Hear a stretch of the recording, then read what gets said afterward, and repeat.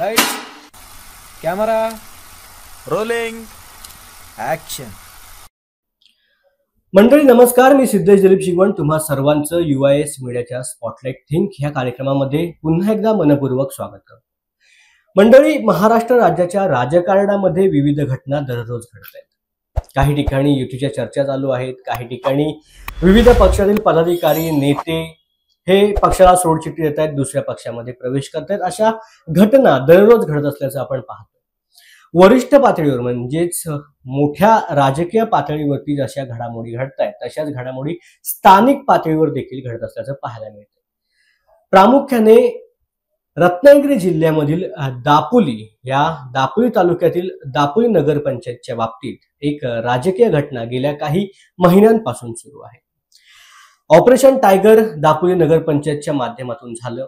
तब्बल 14 नगरसेवकांनी ऑपरेशन टायगरच्या माध्यमातून शिवसेना ठाकरे गटाला रामराम करत सत्तेचा मार्ग धरला आणि शिवसेना शिंदे गटामध्ये प्रवेश केला। हा प्रवेश सोहळा स्वतः नामदार योगेश कदम, माजी मंत्री, शिवसेनेचे नेते रामदास कदम यांच्या उपस्थितीमध्ये संपन्न झाल्याचं पाहायला मिळालं। आणि तेव्हापासून दापोली नगरपंचायतची ठाकरे गटाची असलेली सत्ता जाणार आणि त्या ठिकाणी शिवसेना शिंदे गट आपला झेंडा फडकवणार अशी चर्चा सुरू झाली। मात्र आता हे कधी घडतंय ह्याकडे संपूर्ण दापोलीकरांचं लक्ष लागून राहिलं होतं, कारण जवळजवळ हे निश्चितच होतं की आता सत्ता परिवर्तन होणार आहे।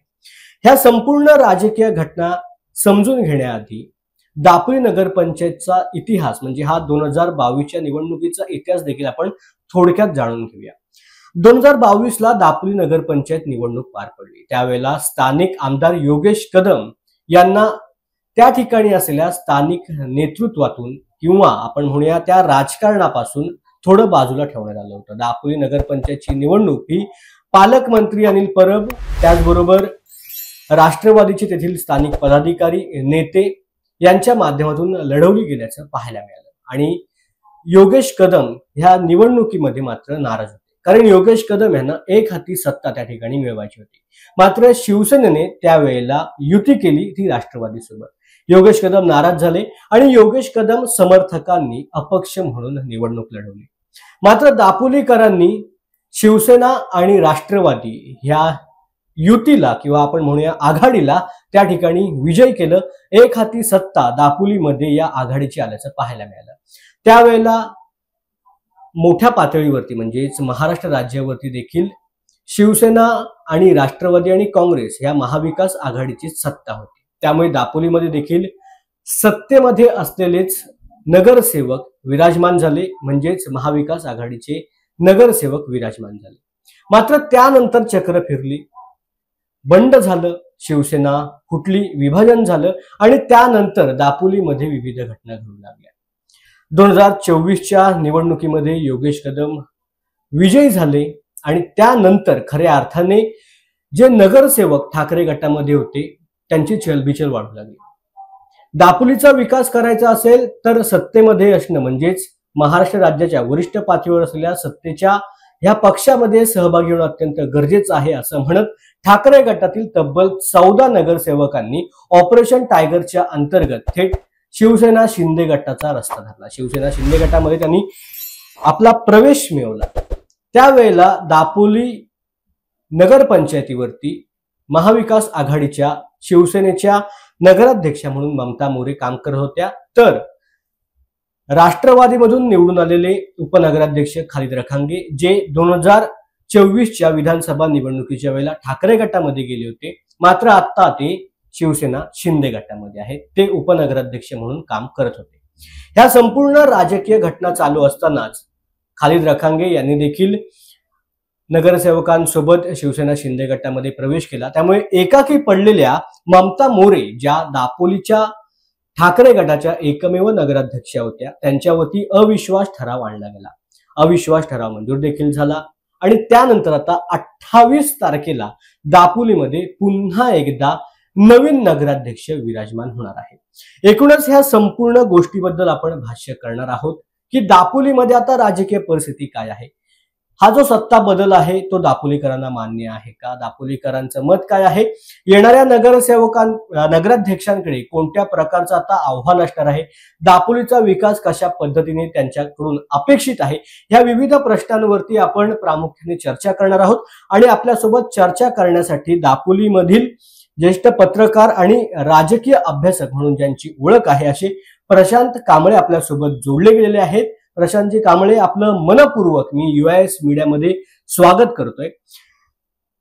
प्रशांत सर, आपल्याला माहिती आहे की दापोलीमध्ये कशा प्रकारचं राजकारण चालू आहे. 2022ला जी निवडणूक झाली, आपण दोघंही त्या ठिकाणी होतो. आपण ही निवडणूक बघितलेली आहे, कशा पद्धतीने ही निवडणूक दापोलीमध्ये लढवली गेली. त्यावेळेला त्या ठिकाणी राजकारण काय चालू होतं आपल्याला माहिती आहे. त्यानंतर 2024 नंतर परिस्थिती कशी बदलली, राजकारण कसं फिरलं, हे देखील तुम्ही बघितलेलं आहे. प्रश्न माझा हाच असणार आहे की एक राजकीय अभ्यासक आणि एक पत्रकार म्हणून तुम्ही ह्या सत्तांतराकडे किंवा आपण म्हणूया सत्ता बदलाकडे कशा पद्धतीने पाहत आहात, काय तुमचं मत आहे? दापोली शहरातला सत्ता बदल ही फार काही धक्कादायक राजकीय घडामोड आहे असं मला बिलकुल वाटत नाही. विशेषतः 2022 ते 2024 या 2-2.5 वर्षांच्या काळात ज्या पद्धतीने राज्याच्या राजकारणात उलथापालथ झाली, त्या पार्श्वभूमीवर दापोली शहरातला सत्ता बदल ही एक स्वाभाविक राजकीय घटना म्हणता येईल. तरी पण अगदी थोडक्यात सांगायचं झाल्यास शिवसेनेचं आत्ताचं जे वास्तव चित्र आहे, म्हणजे शिवसेना ठाकरे गट आणि शिवसेना शिंदे गट असं जे काही चित्र आज आपण पाहतोय, ते चित्र रंगवण्यासाठी ठाकरे समर्थकांनी जी काही रंगांची, कॅनव्हासची किंवा ब्रशची जमाजमाव केली, गोळाबेरीज केली, ती मुळात या दापोली नगरपंचायतीच्या निवडणुकीदरम्यान केली.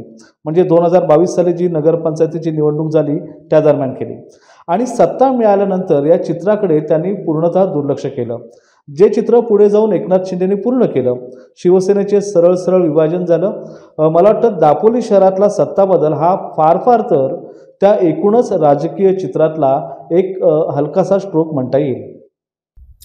नक्कीच प्रशांतजी, तुम्ही जसं बोललात की दापोलीमध्ये होणारा हा सत्ता बदल हा फार काही मोठा धक्का नाहीये. दापोलीकरांना देखील माहित होतं की एक ना एक दिवस हे सत्ता बदल होणार आहे. नगरपंचायतीवरती पुन्हा एकदा नवीन नगराध्यक्ष विराजमान होणार आहे. मात्र असं असलं तरीही एक गट असं बोलतोय, जेव्हा मी चर्चा केली विविध लोकांची, काही पक्षाच्या पदाधिकाऱ्यांची, कार्यकर्त्यांची, तेव्हा एक गट असं बोलत होता की ज्या वेळेला आमदारांनी म्हणजे शिवसेना पक्ष फुटला, त्यावेळेला जेव्हा बंड झालं, त्यावेळेला आमदार असं म्हणत होते की आपण शिवसेना आणि भाजप युती म्हणून लढलो आणि मतदारांनी आपल्याला विजय केलं होतं. मात्र आपण मुख्यमंत्री पदासाठी काँग्रेस आणि राष्ट्रवादी काँग्रेस म्हणजे ज्यांच्या विरोधात आपण लढलो त्यांच्यासोबत जाऊन बसलो, आपण मतदारांसोबत प्रतारणा केली आहे.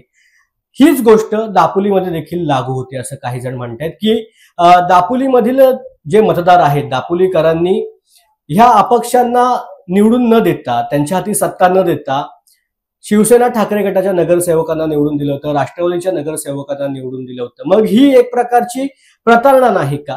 ह्या प्रतारणा वगैरे ही जी गोष्ट सध्या दापोलीमध्ये बोलली जाते, काही विरोधी गटाकडून बोलली जाते, काही लोकांकडून बोलली जाते, ह्या गोष्टीकडे तुम्ही कसं पाहता? प्रतारणा हा फार मोठा शब्द वापरला तुम्ही.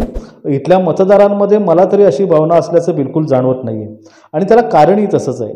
म्हणजे नगरसेवकांनी केलेला पक्षबदल आणि त्यानंतरचं हे सत्तांतर ही आपल्याशी झालेली प्रतारणा आहे असं वाटण्यासाठी या शहरातल्या जनतेला किंवा तुमच्या म्हणण्याप्रमाणे मतदारांना मुळात या नगरपंचायतीविषयी थोडी तरी आत्मीयता आहे का, हा मुळात प्रश्न आहे. कारण प्रतारणेची जाणीव किंवा प्रतारणेची भावना निर्माण होण्यासाठी आपल्याला मुळात त्याविषयी आत्मीयता तर असायला हवी. आणि मागच्या 10-12 किंवा अगदी 15 वर्षात देखील या जनतेला आपल्या नगरपंचायतीविषयी त्यांना आत्मीयता वाटावी, एक आपलेपणा वाटावा, असं कोणतंच काम नगरपंचायतीकडून झालेलं नाही.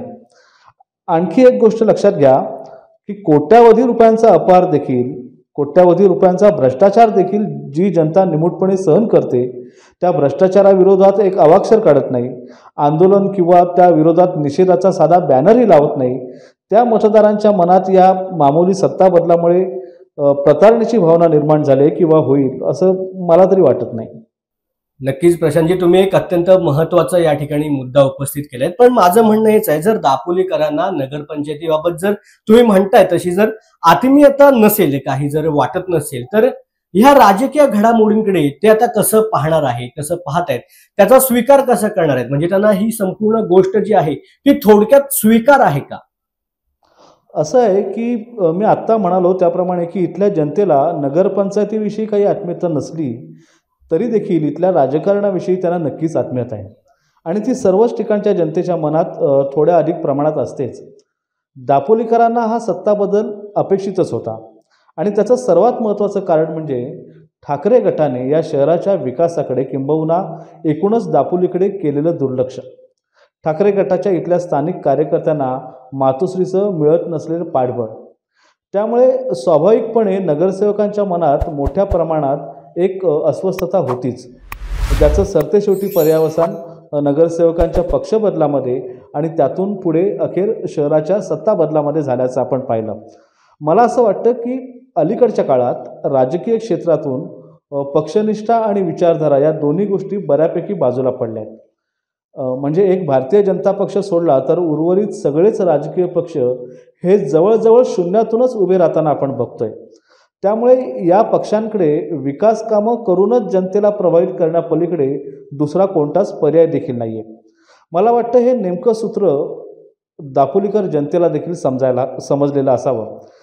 त्यामुळे सत्ताधारी पक्षाकडूनच विकास होऊ शकतो ही एकमेव आशा दापोलीकरांमध्ये आहे आणि त्यामुळे स्वाभाविकपणे ही जनता देखील शहराच्या सत्ता बदलाकडे एका सकारात्मक दृष्टीने पाहते असं मला तरी वाटतंय. नक्कीच प्रशांतजी, एक अत्यंत महत्वाचा शेवटचा प्रश्न मला तुम्हाला हा विचारायचा आहे की येणाऱ्या नगराध्यक्षा आपण म्हणूया, कारण दापोलीमध्ये महिला नगराध्यक्षा आता विराजमान होणार आहेत. नगराध्यक्षा म्हणून नगरसेविका कृपा घाग यांचं नाव सध्या आघाडीवरती आहे. ह्या नगरसेविका जर कृपा घाग झाल्या तर त्यांच्या समोर दापोलीच्या विकासासाठी कशा पद्धतीचं आव्हान असणार आहे? काय एकूणच तुम्हाला वाटतंय की सर्वांगीण दापोली तालुक्याचा किंवा दापोली शहराचा जो विकास दापोली नगरपंचायतच्या माध्यमातून होणं अपेक्षित आहे, त्यासाठी ह्या नगराध्यक्षांकडे कशा प्रकारचं आव्हान असणार? मला वाटतं येत्या 28 तारखेला दापोली नगरपंचायतीच्या नवीन नगराध्यक्ष निवडीचा कार्यक्रम रत्नागिरी जिल्हाधिकाऱ्यांनी जाहीर केला आहे. दापोलीचं नगराध्यक्षपद हे सर्वसामान्य महिला वर्गासाठी राखीव आहे. अजून तरी तशी कोणत्याच नावाची फार मोठी चर्चा शहरामध्ये चालू नाही. मात्र एकूणच शिवसेनेकडे आता असलेल्या एकूण नगरसेवकांपैकी 3 नगरसेविका या सर्वसामान्य महिला राखीव वॉर्डातून निवडून आल्या आहेत. त्यापैकी कृपाताई घाग या ज्या नगरसेविका आहेत त्या मोस्ट सिनियर आणि कर्तबगार नगरसेविका म्हणून ओळखल्या जातात. शहरामध्ये सर्वसाधारण जनमत हे कृपा घाग याच नगराध्यक्ष व्हावेत असं देखील आहे आणि सिनियरिटीच्या निकषावर आम्हाला वाटतं त्याच दापोलीच्या नव्या नगराध्यक्षा होतील असा आमचा देखील अंदाज आहे. आव्हानांच्या बाबतीत बोलायचं झाल्यास सध्या शहराच्या पाणी प्रश्नाचा एक फार मोठं आव्हान त्यांच्यासमोर असणार आहे. नामदार योगेश कदम यांनी शहरवासियांना त्या बाबतीतला शब्द दिला असल्याने हे आव्हान कृपा घाग नक्की पूर्ण करतील असं देखील बोललं जात आहे. आता या व्यतिरिक्त आजपर्यंतच्या एकूणच नगराध्यक्षपदांच्या कारकिर्दीपेक्षा एक वेगळं आणि सकारात्मक समाधानकारक काम घाग यांच्या कार्यकाळात होईल असा एक विश्वास त्यांच्या बाबतीत शहरातून व्यक्त होतोय.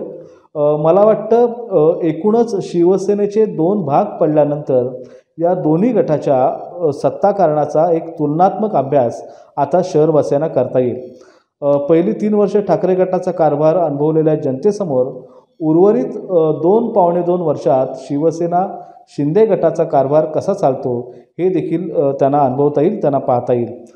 किंबहुना नगरपंचायतीची आगामी निवडणूक डोळ्यासमोर ठेवूनच सत्ताधारी शिंदे गटाचा यापुढचा परफॉर्मन्स राहील यात मला वाटतं कोणतीही शंका असण्याचं कारण नाही आहे. नक्कीच प्रशांतजी, तुम्ही जसं सांगताय आपण 28 तारखेला हे चित्र तर स्पष्ट होणारच आहे की नगराध्यक्ष कोण असणार आहे. मात्र तुम्ही जसं सांगताय की तुमच्यापर्यंत एक नाव जे चर्चेमध्ये आहे आणि आमच्यापर्यंत देखील तेच नाव पोहोचले ते म्हणजे नगरसेविका कृपा घाग यांच्या नावाची सध्या दापोलीमध्ये जोरदार चर्चा आहे. त्याच दापोलीच्या नगराध्यक्षा म्हणून विराजमान होतील. एकूणच जर दापोलीचा शहराचा आपण जर विचार करू, जर सर्वांगीण विकास तुम्ही म्हणताय तसा जर झाला नसेल तर येणाऱ्या काळामध्ये आपण ह्या नगराध्यक्षांकडून ही अपेक्षा ठेवू शकतो, कारण स्वतः आता शिंदे गटाचं या ठिकाणी शिवसेना शिंदे गटाचा भगवा झेंडा नगरपंचायतीवरती फडकणार आहे. स्वतः आमदार योगेश कदम जे आता गृहराज्यमंत्री देखील आहेत, ते देखील ह्याच दापोली मतदारसंघाचे स्थानिक आमदार आहेत. त्यामुळे निधीची कोणतीही कमतरता दापोली शहराच्या विकासासाठी पडणार नाही याची खात्री दापोलीकरांना आहे. आणि त्यातूनच दापोलीचा विकास कसा होतोय याकडे आता सर्वांचं लक्ष असणार आहे. प्रशांतजी, तुम्ही वेळात वेळ काढून आमच्यासोबत चर्चा केलीत, आमच्या काही मोजक्या प्रश्नांना तुम्ही उत्तर दिलीत, त्याबद्दल मी मनपूर्वक तुमचे आभार मानतो. मंडळी, येणाऱ्या 28 तारखेला हे निश्चित होणार आहे की दापोली नगरपंचायतच्या ह्या सिंहासनावरती कोण विराजमान होणार आहे आणि दापोली शहराचा नगरपंचायतचा कारभार कशा पद्धतीने येणाऱ्या नगराध्यक्षा चालवणार आहेत. एकूणच फक्त मत एवढंच असणार आहे, किंबहुना एकच अपेक्षा असणार आहे की ज्या नगराध्यक्षा दापोलीच्या नगरपंचायतच्या ह्या खुर्चीमध्ये बसतील त्यांच्याकडून दापोली तालुक्याचा येणाऱ्या 2.5 वर्षांमध्ये सर्वांगीण विकास होणं अत्यंत आवश्यक आहे. आणि सत्ताधारी पक्षाच्या माध्यमातून, सत्ताधारी नगरपंचायतच्या माध्यमातून तो विकास व्हावा आणि दापोलीकरांच्या समस्या लवकरात लवकर संपवाव्या, हीच एक आपण अपेक्षा या ठिकाणी व्यक्त करूया. तुर्तास थांबूया, वेळ झाले या ठिकाणी थांबायची. पुन्हा एकदा एका नवीन विषयासह लवकरच भेटू. धन्यवाद.